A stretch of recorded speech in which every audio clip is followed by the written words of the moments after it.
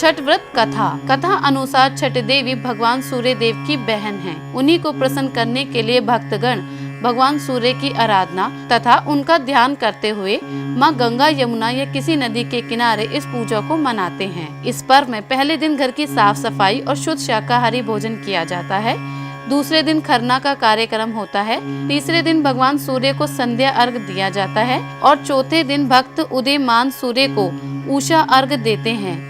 मान्यता है कि यदि कोई इस महाव्रत को निष्ठा और विधि पूर्वक संपन्न करता है तो निसंतानों को संतान की प्राप्ति और प्राणी को सभी प्रकार के दुखों और पापों से मुक्ति मिलती है। छठ पर्व के कड़े नियम। हिंदू त्योहारों में छठ को निष्ठा, शुद्धता और पवित्रता का प्रतीक माना गया है। इस पर्व में की गई एक भी गलती को बहुत बड़ा ही पाप माना जाता है। इसलिए देखा गया है कि भक्तजन बहुत ही सावधानी से छठ पर्व के नियमों का पालन करते हैं। छठ पर्व पर व्रत रखने का विधान है। इसमें व्रत संबंधी छोटे छोटे कार्य के लिए विशेष शुद्धता बरती जाती है। इस पर्व में साफ सफाई का विशेष ध्यान रखा जाता है। व्रत से संबंधित सभी कार्य जैसे पौढ़ विवाहित स्त्रियां ही करती हैं।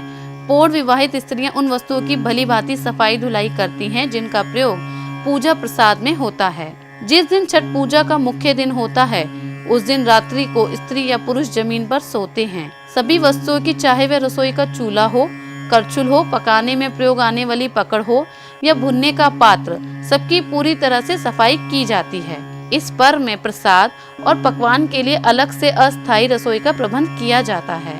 इस पर्व में प्रसाद के रूप में ठेकुआ बनाने की परंपरा है। इस प्रसाद को बनाने के लिए गृहस्थ पौढ़ महिला कुछ नियमों का पालन करती है, जैसे वे पका हुआ खाना नहीं खाती तथा सिले हुए वस्त्र नहीं पहनती। रसोई में जाने से पहले प्रत्येक व्यक्ति का स्नान करना आवश्यक होता है। इस दौरान पूरी कोशिश की जाती है कि बच्चे इस पर्व में कोई खलल पैदा ना करें।